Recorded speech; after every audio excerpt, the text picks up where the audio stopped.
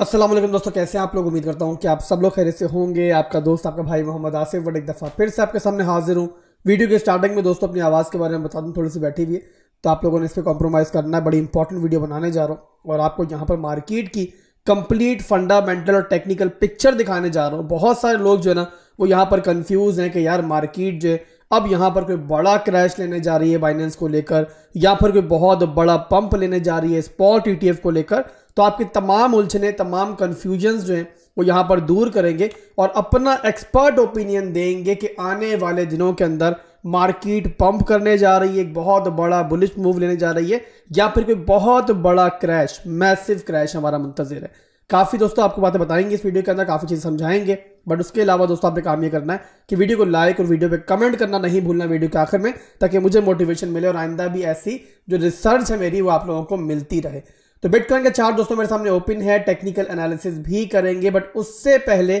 हम डिस्कस करेंगे यहाँ पर मार्केट के फंडामेंटल्स, जो कि बहुत ज्यादा इंपॉर्टेंट है मार्केट के लिए इस टाइम और मार्केट को कंप्लीटली ड्राइव कर रहे हैं मार्केट के फंडामेंटल्स। तो सबसे पहले दोस्तों हम देखेंगे कि बाइनेंस का जो मामला चल रहा है वो मामला कहां तक पहुंचा है।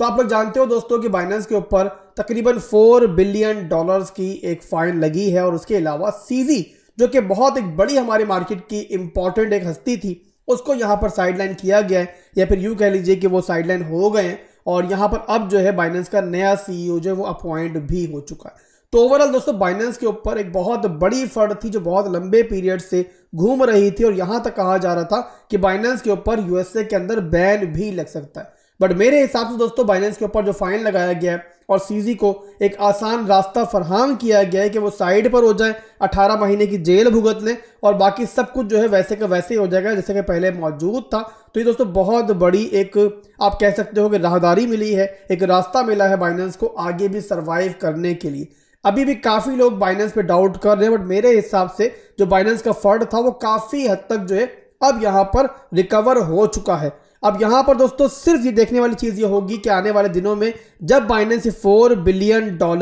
अदा करेगा सिक्योरिटी एक्सचेंज कमीशन को, तो क्या वो अपने पास से अदा करेगा या फिर जो इनके कस्टमर्स हैं, जो इनके बाइनेंस के यूजर्स हैं, उनके पोर्टफोलियो को, उनके एसेट्स को लिक्विडेट करके अदा करेगा। अगर तो लिक्विडेट बाइनेंस ने किया तो चीज छुपी नहीं रहेगी, सामने आ जाएगी, और जाहिर सी बात है फिर वो बाइनेंस के लिए एक बहुत बड़ा सेटबैक होगा जैसे कि एफटीएक्स के लिए था। बट मेरे हिसाब से अगर मुझसे पूछोगे इसके चांसेस कितने हैं, तो यहां पर सिर्फ 1% चांसेस है कि ऐसा पॉसिबल है। अदरवाइज मुझे पूरी उम्मीद है कि बाइनेंस जो है यहां पर इसको सर्वाइव कर जाएगा। तो ये चीज क्लियर हो चुकी है आपको कि बाइनेंस का जो फंड था वो काफी हद तक अब यहां पर काम डाउन हो चुका है। अब बात करेंगे दोस्तों मार्केट यहां पर कैसे पहुंची। 38,000 का जो आपको इस टाइम हिस्सा दिखाई दे रहा है बिटकॉइन का, मार्केट यहां पर कैसे पहुंची है। आप लोग जानते हो बिटकॉइन स्पॉट ईटीएफ को लेकर पहुंची है। तो आप लोग मुझे ये बताओ कि इस टाइम बिटकॉइन स्पॉट ईटीएफ को लेकर क्या कोई बुरी मार्केट में न्यूज मौजूद है? बिल्कुल नहीं। आप लोग जानते हो कि एक के बाद एक जो है अच्छी खबरें स्पॉट ईटीएफ को लेकर आ रही हैं सामने हमारे,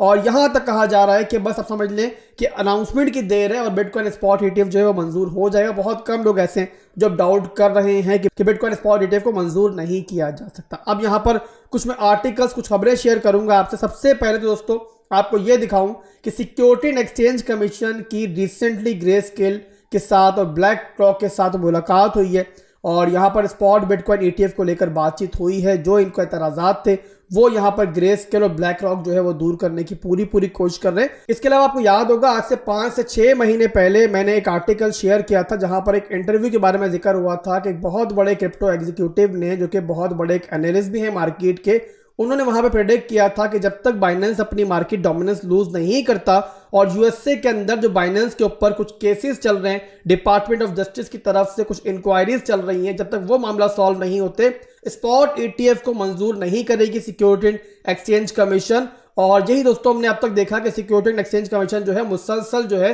वो स्पॉट ईटीएफ को डिले करती आ रही थी। तो यहां पर दोस्तों आज जो आर्टिकल मैं शेयर कर रहा हूं ये 8 घंटे पहले आया है कॉइन टेलीग्राफ के ऊपर, और इसमें इसी चीज की निशानदही की गई है कि शायद जो $4 बिलियन की सेटलमेंट हुई है बाइनेंस और यहाँ पर डिपार्टमेंट ऑफ जस्टिस के दरमियान, वो एक बहुत बड़ा ग्रीन सिग्नल हो सकता है स्पॉट ETF को लेकर। और अब यहाँ पर सिक्योरिटी एंड एक्सचेंज कमीशन के पास कोई भी ऐसा रीजन मौजूद नहीं है कि वो यहाँ पर स्पॉट ETF को मंजूर ना करे। तो ओवरऑल दोस्तों यहाँ पर काफी हद तक जो रुकावटें हैं वो स्पॉट ETF को लेकर हमें क्लियर होती हुई दिखाई दे रही है और इसी रीजन की वजह से इतने बड़े बाइनेंस फंड के बावजूद जो है मार्केट आपको वैसी डंप होती हुई नहीं दिखाई दी है। इसके अलावा लास्ट 24 आवर्स के अंदर दोस्तों एक और बड़ी अच्छी खबर हमारे सामने आई है स्पॉट ETF को लेकर, जहां पर सिक्योरिटी एंड एक्सचेंज कमीशन की कमिश्नर ने यहां पर बिटकॉइन स्पॉट ETF को सपोर्ट किया है और एक इंटरव्यू के दरमियान उन्होंने ये कमेंट किए हैं कि सिक्योरिटी एंड एक्सचेंज कमीशन के पास ऐसा कोई रीजन नहीं है कि वो स्पॉट ETF को नामंजूर करे। तो ये दोस्तों एक बहुत बड़ी एक स्टेटमेंट है और खास तौर पर सिक्योरिटी एंड एक्सचेंज कमीशन के कमिश्नर की तरफ से आई है, तो एक बहुत बड़ी चीज है मार्केट के लिए। तो ओवरऑल जो बिटकॉइन आपको दोबारा बाउंस बैक करता हुआ दिखाई दे रहा था इतने बड़े फंड के बावजूद, उन सब के पीछे दोस्तों ये रीजन शामिल हैं जो हमें कल और आज के दरमियान होते हुए दिखाई दे रहे हैं कि स्पॉट ETF को लेकर मामला जो है वो पॉजिटिवली आगे बढ़ रहे हैं। तो ओवरऑल दोस्तों जो मैंने आपको अपडेट्स आज की वीडियो में दी हैं बिटकॉइन स्पॉट ETF को लेकर, उसके जरिए मैं आपको समझाना ये चाह रहा हूं कि 32,000 का स्ट्रॉन्ग लेवल बिटकॉइन का टूटना और बिटकॉइन का 38,000 तक पहुंचाना जिस फंडामेंटल रीजन की वजह से हुआ है वो फंडामेंटल रीजन आज भी मार्केट में मौजूद है और बिटकॉइन स्पॉट ETF को लेकर कोई भी नेगेटिव खबर हमें फिलहाल तक दिखाई नहीं दे रही है। तो इसके अलावा दोस्तों बाइनेंस का फंड आ जाए या कोई और फंड आ जाए, अगर वो बिटकॉइन को वक्ती तौर पे रिट्रेस भी करता है तो टेक्निकली भी और फंडामेंटली भी वो हेल्दी रिट्रेसमेंट होगी और उसके बाद जैसे ही बिटकॉइन स्पॉट ETF को लेकर कोई बड़ी अनाउंसमेंट होती है तो मार्केट उसके बाद रैली की तरफ जाएगी। आप लोग समझो दोस्तों यहां पर यह चीज कि ब्लैक रॉक कोई मामूली इंस्टीट्यूट नहीं है, तो यहां पर उसकी मार्केट में जो एंट्री हो रही है